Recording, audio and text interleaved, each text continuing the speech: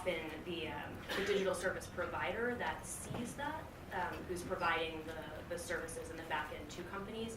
But it's important for every company to kind of look back into their operational architecture and understand why this matters to everyone.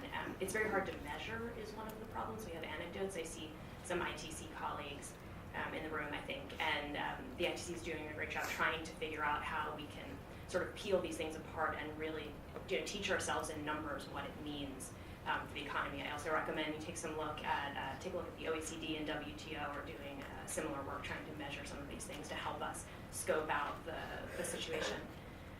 So Joe, given those priorities that Steve talked about, let's talk about it from a trade negotiating perspective. What rules do we already have that are relevant here, and maybe dive into some thoughts you have about other types of rules and architectures that the trade negotiating community should be thinking about to address this situation. Absolutely, thank you. Let me begin by just framing from a legal policy setting perspective that we're at a very exciting opportunity in time. As Steve was alluding to the WTO e-commerce discussions, we have the U.S. looking to commence negotiations with Japan and the EU and the UK. There are ongoing negotiations led by other countries, and digital trade should be an important element of all of those negotiations. And it's important in that context to think about where we have been, where we've come from, in order to think about where we are now and where we could go in the future. So I think maybe I'll begin just by referencing, first of all, how quickly the policy setting space here is changing. It's remarkable to think that the TPP negotiations were commencing 10 years ago and ended much more recently. Those rules are already, as Ambassador Holleyman was saying, the state of the art. And yet, even in the USMCA, we've moved on significantly beyond that, and I would expect in these upcoming negotiations, we'll see significant enhancements as well. And I feel that that really is sort of unique in the policy setting or trade negotiating context to see that rapid evolution occurring. And it's reflective of the technology. As the technology is evolving rapidly, we do see policymakers trying to keep pace in the same way.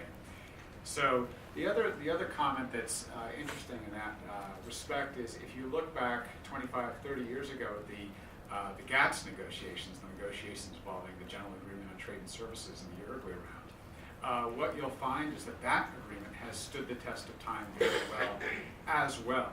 So any number of countries made commitments under GATS with respect to opening up data processing services, time sharing services in their local economies, and that covers cloud-based services provided cross borders under Mode 1 from one country into another country. There will be a national treatment commitment, a commitment to treat foreign services and service providers no less favorably than domestic, and MFN commitments. And what's also interesting if you look at the GATS is the derogation framework, the exceptions framework, is very disciplined and specific. So any derogations from those rules need to be not an arbitrary or an unjustifiable discrimination. There can't be any disguised restrictions on trade.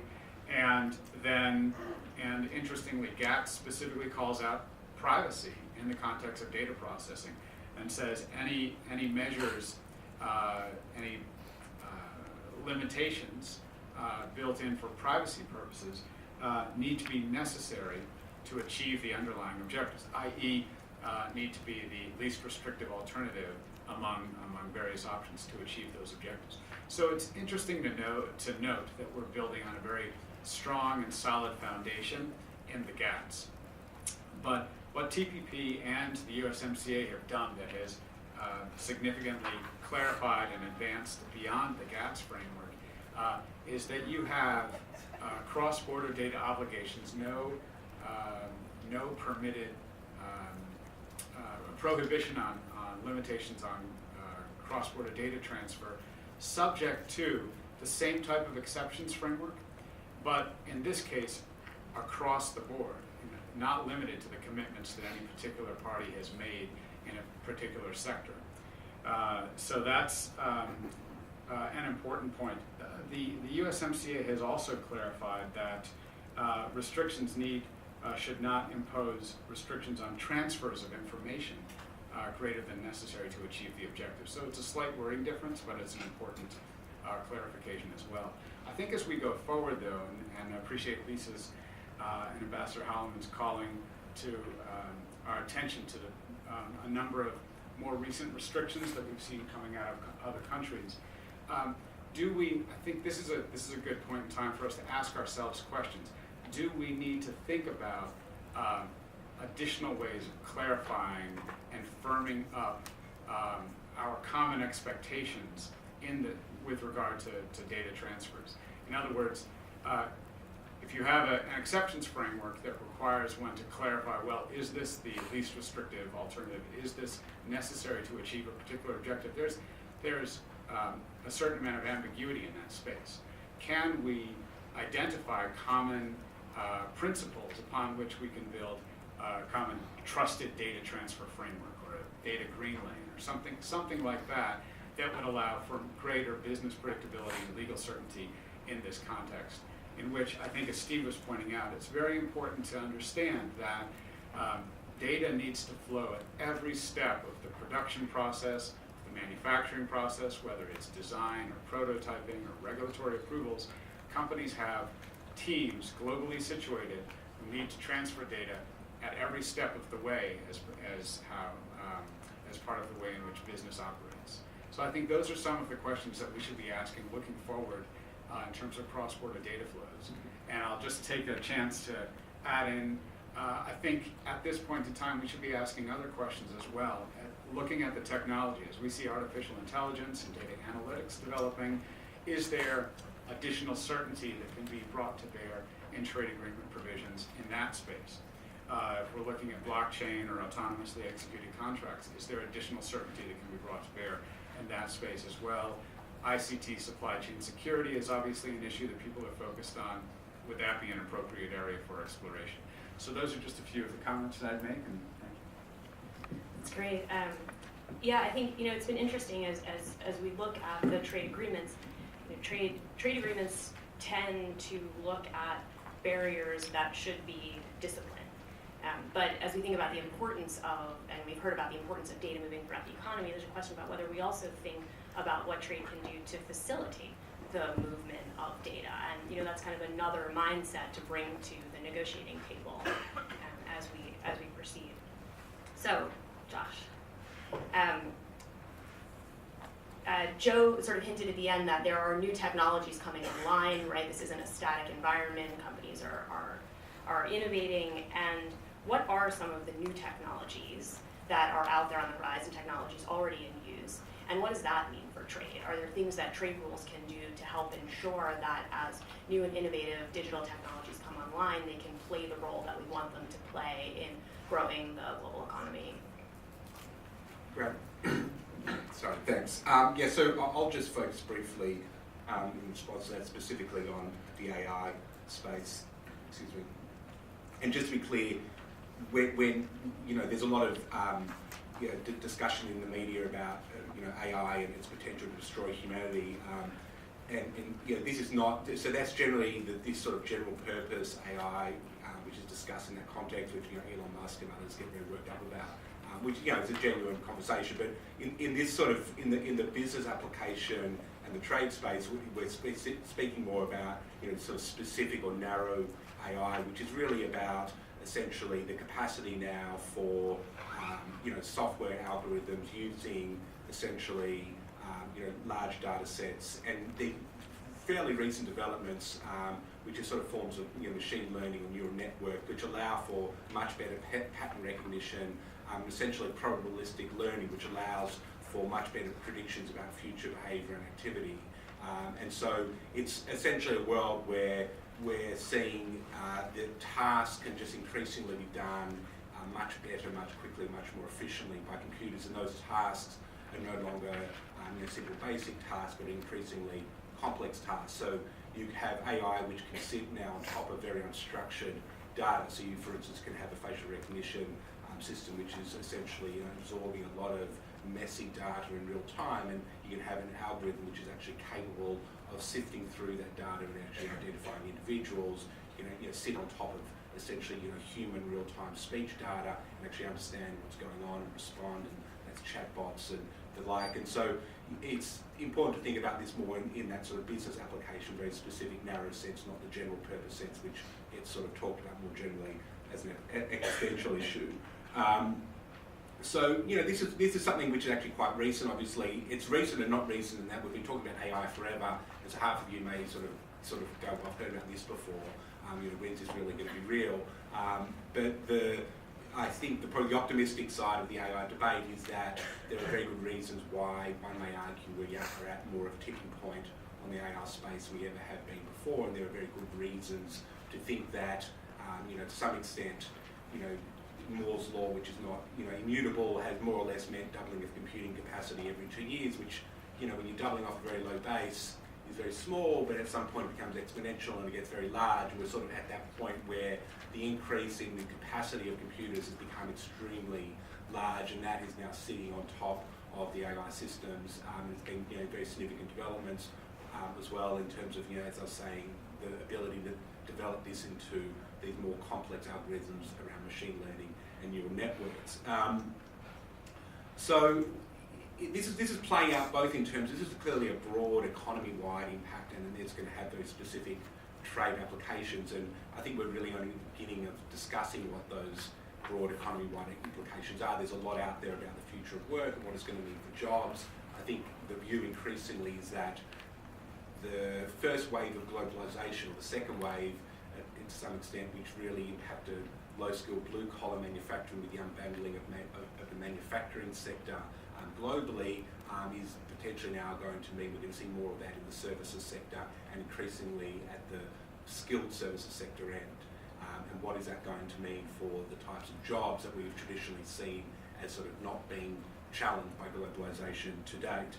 But there are also, the other side of that is potentially, if we manage this correctly, some really significant opportunities. So I'm just going to give you a couple of very specific, bring it back to some things we're actually seeing already in the trade space.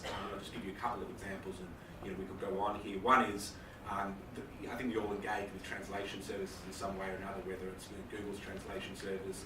eBay's got a great translation service as well on top of their platform, and just one data point, their translation service for trade from the US to Latin America, which is obviously translating English to Spanish and back again, and also to Portuguese, has led to a 13% increase in trade from between the US and Latin America and back again as a result of that translation service. So you just see one very concrete example there.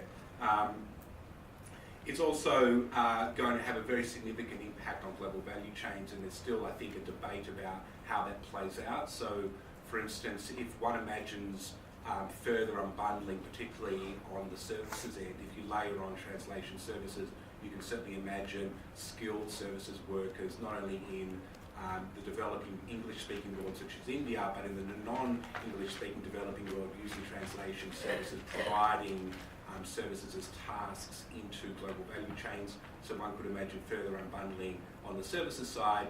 There's going to be a countervailing forces which could also lead to some localization if one thinks about 3D printing and the trade in designs and the move, which if that scale, which it hasn't yet, could also lead to less disaggregation, more localization, but that's certainly something that is being discussed at the moment.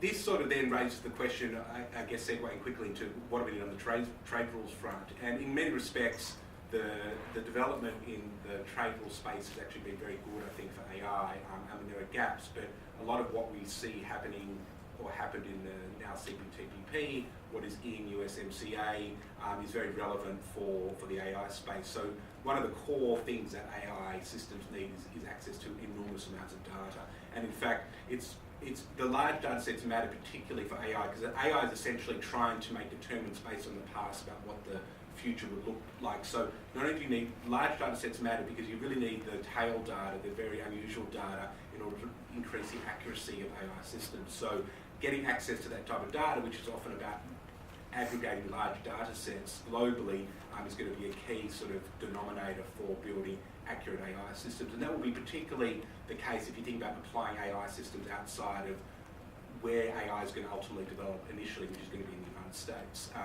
It's also going to happen quickly in China. We'll talk about that later. But depending on the AI system, there is idiosyncratics, whether it's on the language side or on a variety of sort of metrics that make AI very relevant for a US data set to apply to the US. But if you want to play that same data set outside of the United States, you need other population data sets to make that true as well. Standards is going to be absolutely key. This is not just for AI. It's specifically, we're going to have conversations around use of AI and ensure that it's sort of appropriately bounded from a social perspective. But the technologies that sit on top of AI, such as autonomous vehicles, are going to be very much, their success globally will be standards driven. IP is absolutely key in the AI space. Depending on how data is collected, essentially there's going to be a lot of copying of data in order to train the AI systems. In the US at least, the fair use doctrine around copyright, to be specific, non-expressive fair use exception, is probably the basis around a lot of this copying of data for AI systems sort of gets the legal okay. Copyright fair use exceptions do not translate in most other jurisdictions. They don't exist in the EU, for instance.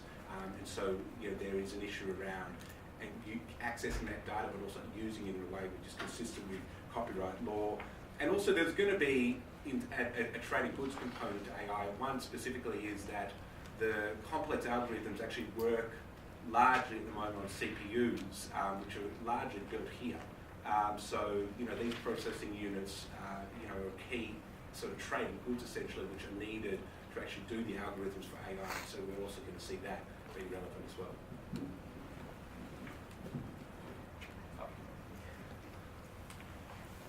Moderator's prerogative, we have our own microphones.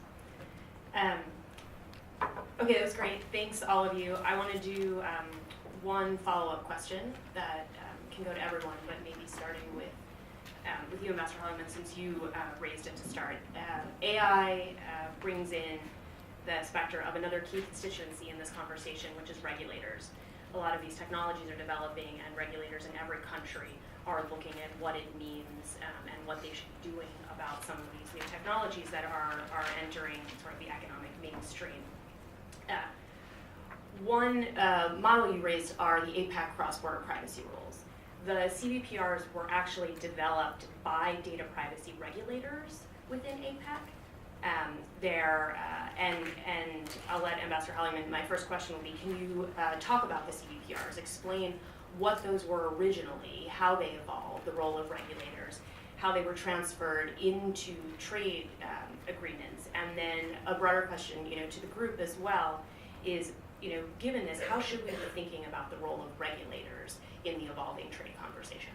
Great, a great question, and the reason why the U.S. has now, through the USMCA, tried to identify clearly the APAC cross-border privacy rules as an appropriate means of data transfer is from our history working within the economies of APAC to create a means that both recognize the need for protection of privacy, established a flexible approach to allowing data to be transferred, but also had a fundamental role for accountability agents who would need to certify the arrangements that would be in place for companies who wish to become APAC CBPR certified. And I will say that I think IBM might have been the